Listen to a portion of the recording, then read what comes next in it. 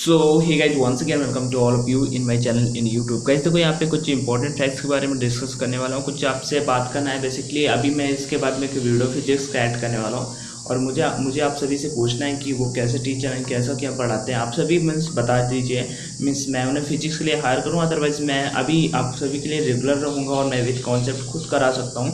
But मुझे आप सभी से पूछना है कि आप बताइए कैसा क्या है। सो मैं वीडियो यहाँ पे ऐड कर रहा हूँ इस वीडियो के जस्ट बाद में, एंड जैसा भी लगे आप प्लीज़ थोड़ा सा देख के बता देना, 2-4 मिनट देख लेना और बताना कि हाँ भाई ठीक है, आप करा सकते हो इनसे, कोई ना आप खुद करा दो, ऐसा भी आप बोल सकते हो। मीन्स आपके ऊपर डिपेंड करता है, मीन्स आपको कैसा लगा वीडियो यहाँ पे ये ज़रूर बताना है। उसके बाद दूसरी चीज़ मैं यहाँ पे आपको बता देता हूँ, आप सभी airforce X and Y group navy double SSR की प्रैक्टिस करते हो। एग्ज़ाम तो ज़रूरी है, ठीक है, जितना ज़्यादा हम क्वेश्चंस करें उतना ज़्यादा बेटर होता है, बट अपने को प्रैक्टिस मैटर करता है। जितना ज़्यादा प्रैक्टिस कर सकते हो उतना ज़्यादा प्रैक्टिस करो, ठीक है। और ऑनलाइन ऑफलाइन मैंने ऑनलाइन आपको बता भी रखा है कहाँ से आप कर सकते हो, मोनो क्लासेस पे आप जाके फ्री में कर सकते हो। बट एक अपना रैंक चेक करना है तो आप परीक्षा ऐप को प्रेफर कर सकते हो। परीक्षा ऐप पे आपको टेस्ट सीरीज अवेलेबल है वहाँ पे, ठीक है। इतना तो हम ऐसे ही खर्चा कर देते हैं 150 to 160 रुपीज़ का, और आपको 40% कमी। अगर मेरा कूपन कोड ऑनलाइन D40 अगर आप यूज करोगे तो आपको वहाँ पे 40% का डिस्काउंट मिल जाएगा।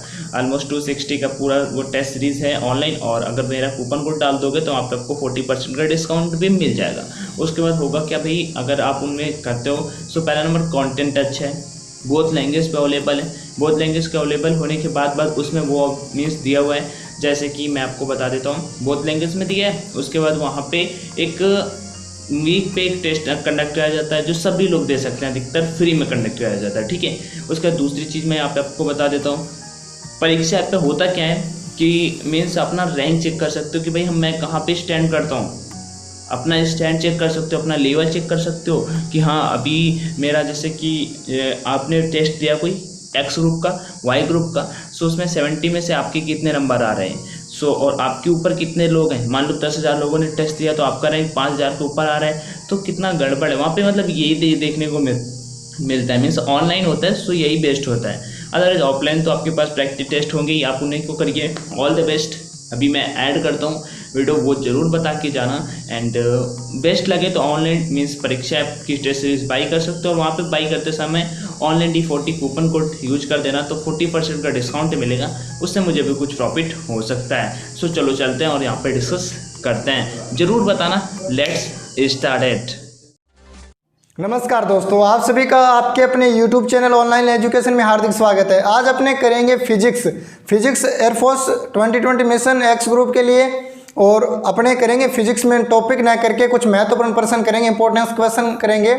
जो एयरफोर्स 2020 जो अपना आगे एग्जाम होना है शायद सितंबर तक होगा, उसके लिए जो इंपॉर्टेंट प्रश्न रहेंगे वो कर रहे हैं अपने कुछ प्रैक्टिस सेट के तौर पे। तो जो पहला प्रश्न है अपना इस प्रकार से है, स्क्रीन पे शो हो रहा होगा। दो कणों A और B के लिए विस्थापन समय ग्राफ 30 डिग्री और 45 डिग्री के कोण पर झुकाव वाली सीधी रेखा है। वेग अनुपात VA/VB क्या होगा। दो पार्टिकल है, मोशन कर रहे हैं, तो उनका वेलोसिटी का जो रेशियो वो पूछा है अपने को, और जो दिया है वो इस प्रकार से दिया है। डिस्प्लेसमेंट और टाइम का जो ग्राफ है अपने को दिया है, डायग्राम ग्राफ के तौर पे। तो लिख लेते हैं, उनको करते हैं किस प्रकार से।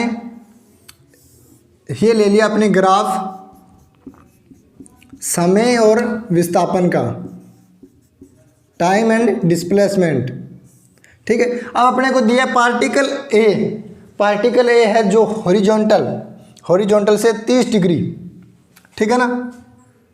इसका ग्राफ इस प्रकार से प्राप्त होता है, हॉरिजॉन्टल से 30 डिग्री। ये किसका है, ए का।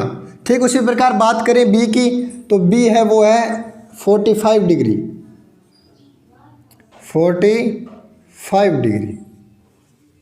ठीक है। अब अपने को पूछा है इनकी वेलोसिटी का जो रेशियो होगा वो किस प्रकार से फाइंड करेंगे, कितना होगा। तो वेलोसिटी का रेशियो फाइंड करेंगे तो VA फाइंड करेंगे। VA के लिए अपने को जो फॉर्मूला है वो इस प्रकार से लगाएंगे। A की वेलोसिटी फाइंड करने के लिए जो A की स्लोप होगी, ढाल, वो फाइंड करेंगे, वही उसका वेलोसिटी होगा। और A की स्लोप फाइंड करने के लिए जो फॉर्मूला होता है वो इस प्रकार से होता है, फॉर्मूला tan थीटा। थीटा की वैल्यू यहाँ A के लिए कितनी है, 30, तो 30 वैल्यू रखेंगे तो tan 30 का वैल्यू होता है वो 1/√3। ठीक इसी प्रकार VB फाइंड करेंगे तो VB होगा 45 डिग्री tan 40 5 डिग्री, तो इसका वैल्यू होता है 1। अब अपने को पूछा है V ratio V A ratio V B 1/√3 ratio 1, और इसको किस प्रकार से लिखेंगे 1/√3। जो ऑप्शन में अपने को दिया वो इस प्रकार से दिया, अगर रेशियो में दिया होता तो 1/√3 इसका आंसर होता। करेक्ट आंसर है 1/√3, ऑप्शन नंबर सी। ठीक है, अगला सवाल लेते हैं। अगला सवाल है अपना, कोई धातु का गोला है और उसकी धारिता अपने को दी हुई है और त्रिज्या अपने को फाइंड करनी है। एक धातु का गोला है और उसकी धारिता 1 माइक्रोफैराड और उसकी त्रिज्या कितनी होगी। तो धातु का गोला, उसकी जो डेंसिटी धारिता होती है वो इस प्रकार से होती है 4πε/r। ठीक है, धारिता फाइंड करेंगे। धारिता अपने को दी है 1 माइक्रोफैराड, और जो यहाँ अपने को दिया है 4πε/r, इसकी वैल्यू होती है 9 × 10⁹ 1/9 × 10⁹ मीटर। ठीक है, अब ये सब जो वैल्यू है अपने पास वो इसमें पुट करेंगे। 1 माइक्रोफैराड इक्वल होता है 1/10⁶ मीटर, क्योंकि दोनों यूनिट सेम होनी चाहिए, मीटर में रखेंगे। तो C का वैल्यू हो गया 1/1 × 10⁻⁻6 इक्वल 1/9 × 10⁹ r। r की वैल्यू फाइंड करनी है, तो इसको इधर लेके आ जाओ। 1 × 10⁻⁻6 × 9 × 10⁻9, इसका मल्टीप्लाई करेंगे तो ये 6 ये कट जाएगा, 9 × 10�3, ये हो गया मीटर में। ठीक है, अब इसकी बात करें मीटर में, अपने को ये ऑप्शन नहीं मिल रहा तो इसको किलोमीटर में चेंज कर लो। 1000 मीटर का 1 किलोमीटर होता है, तो ठीक उसी प्रकार 9000 मीटर का 9 किमी आंसर आ जाएगा। 9 किलोमीटर इसका रेडियस होगा, वो कितना होगा 9 किलोमीटर। अगला सवाल है अपना आर त्रिज्या का। अगला सवाल है अपना, आर त्रिज्या है डी घनत्व वाले एक ग्रह की सतह के निकट गुरुत्वजनित त्वरण निम्न के अनुक्रमानुपाती होता है। तो दिया है अपने को जो डेंसिटी है वो डी दे रखा है और त्रिज्या आर दे रखा है, और उसका जो गुरुत्वजनित त्वरण है वो किसके अनुक्रमानुपाती होगा। ऑप्शन अपने को इस प्रकार से दिए d/r², dr², dr और d/r। तो इसको किस प्रकार से फाइंड करेंगे, तो गुरुत्वजनित त्वरण है उसका फॉर्मूला होता है 4/3 पाई r रो और g। अब रो अपने को प्रश्न में नहीं दिया है, रो होता है डेंसिटी। डेंसिटी अपने को प्रश्न में क्या दिया है, डी घनत्व। तो रो की जगह अपने डी पुट कर लेंगे, कोई बात नहीं। अब बात करें ये कांस्टेंट वैल्यू है, ये भी कांस्टेंट वैल्यू है, तो जी है वो किसके समानुपाती या अनुक्रमानुपाती होगा, आर और डी। जो अपना आंसर है वो इस प्रकार से होगा r × d या फिर d × r। जो ऑप्शन नंबर सी है वो इज द करेक्ट आंसर। ठीक है, अगला सवाल लेते हैं। अगला सवाल है अपना 0 डिग्री सेल्सियस पर कृष्ण पिंड से विकिरण ऊर्जा की दर E जूल प्रति सेकंड है, तो 273 डिग्री सेल्सियस ताप पर विकिरण ऊर्जा की दर क्या होगी। ठीक है, चलिए एक जो प्रश्न है उसके ऑप्शन देख लेते हैं। 16E, 8E और 4E और E है। तो एक फॉर्मूला है अपने को याद हो, शायद आई होप सबको याद होगा, T⁴। इस फॉर्मूले से करेंगे अपने, ये केल्विन में लेते हैं, शायद इसको चेंज करेंगे अपने सेल्सियस में। अपने को टेम्परेचर दिया हुआ है, तो E1/A2 इक्वल, ठीक है, T1/T⁴। अब ये है अपने पास 273 degree Celsius plus 0 degree Celsius पहला टेम्परेचर। फिर इसको 0 डिग्री से कितना चेंज करेंगे, 273 बढ़ा देंगे। ठीक है, इसकी पावर 4। अब इसको ऐड करेंगे 273, इसको ऐड किया तो 273 का 2 गुना, तो इसको डायरेक्ट कट करेंगे 273 से, ये एक बार ये 2 बार, 1/2। तो E1 है वो अपने को दिया है E और E2 अपने को फाइंड करना है, तो 1/2 की पावर 4, 1 की पावर 4 1, 2 की पावर 4 16। तो E2 की वैल्यू फाइंड करेंगे तो E2 इक्वल होगा 16E। ये अपना आंसर हो गया, option number A is the correct. अगला प्रश्न है नियत ताप पर संतृप्त वाष्प को इसके आदेश आयतन तक संपीड़ित किया जाता है, तब इसका दाब हो जाएगा 2 गुना, आधा, अपरिवर्तित या फिर शून्य। तो समीकरण होता है वो इस प्रकार से होता है PV = nRT। आई होप सबको याद होगी ये समीकरण। तो प्रश्न में अपने को दिया है, क्या दिया है, नियत ताप, temperature is the constant, temperature is the constant, temperature constant है तो प्रेशर पर क्या इफेक्ट पड़ेगा, तो P समानुपाती T, इस रिलेशन से मिलता है अपने।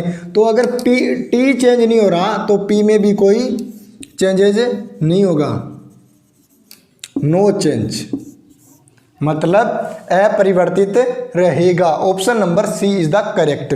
अगला प्रश्न लेते हैं ठीक इसी प्रकार।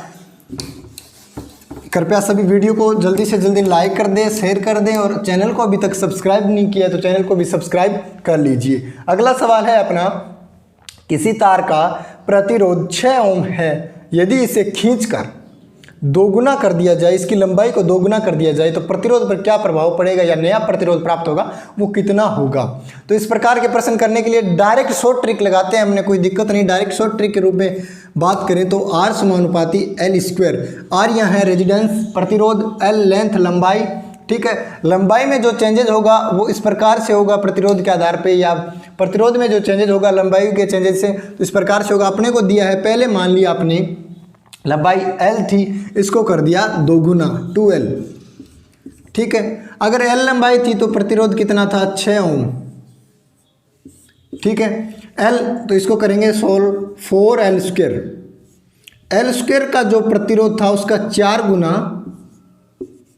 अब प्रतिरोध नहीं होगा क्या, 2L लंबाई 2 गुना कर दी तो 2L की होल स्क्वायर तो 4L²।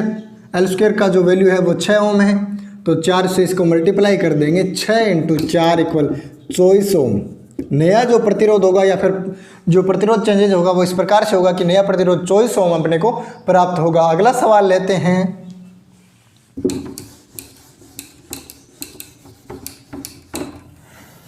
अगला सवाल है अपना, यदि V वोल्ट के स्रोत से, V वोल्ट का कोई स्रोत है, सिस्टम है अपने पास, उससे n संधारित्र समांतर क्रम में जोड़े गए, n संधारित्र समांतर क्रम में जोड़े गए, तो इस निकाय में संचित ऊर्जा इस प्रकार से होगी।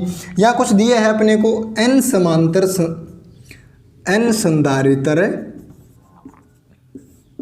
समांतर क्रम में।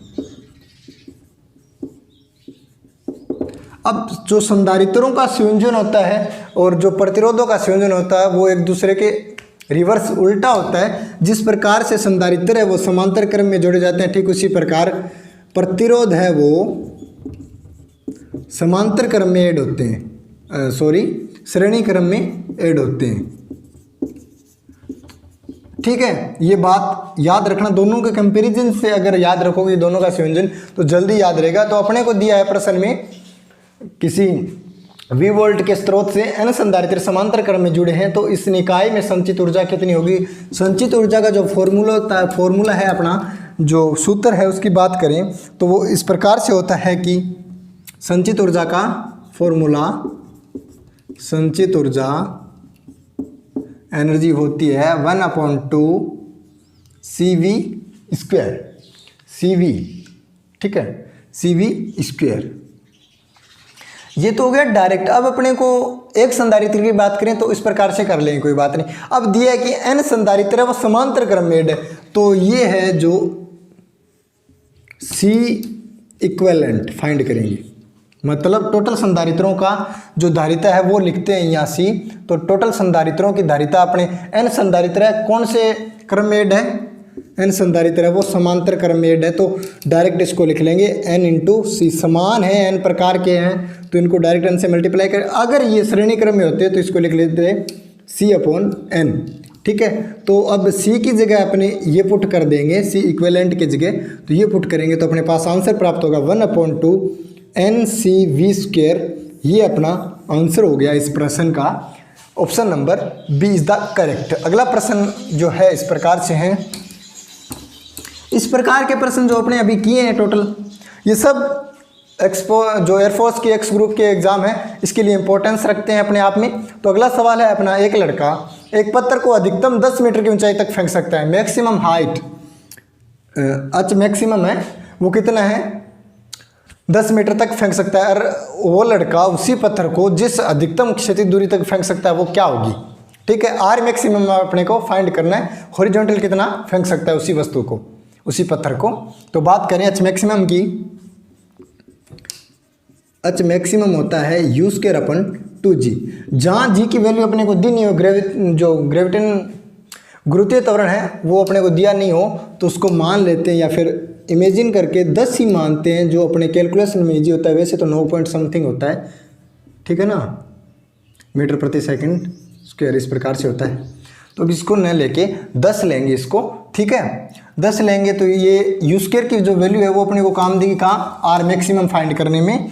वो जो हॉरिजॉन्टल है वो कितना फेंकेगा, तो इसमें यू स्क्वायर फाइंड करेंगे अपने को। ये अपने को हाइट है वो एच मैक्सिमम वो दी है 10 मीटर, ठीक है। जी का वैल्यू है वो लिख लेंगे यू स्क्वायर अपन 10 × 2 × 10 200, ठीक है। यू स्क्वायर का जो वैल्यू है वो 200 अपने पास आ गया, 200 मीटर स्क्वायर। ये भी मीटर में, ये भी मीटर में, इस प्रकार से यू स्क्वायर का वैल्यू है जो अपने पास मीटर में फाइंड हो गया, ठीक है ना। अब बात करते हैं आर मैक्सिमम अपने को फाइंड करना है। जो प्रश्न है अपना वो इस प्रकार से है कि आर मैक्सिमम अपना फाइंड करना है। तो आर मैक्सिमम का फॉर्मूला तो यही होता है, यू स्क्वायर अपन जी, यहाँ 2 हट जाता है। तो ये हो गया अपने पास क्या, यू स्क्वायर का वैल्यू जो अपने अभी इससे निकाला है, ठीक है। अब बात करें जी की, जी यहाँ 10 रख लेंगे तो ये आंसर आ गया 20 मीटर।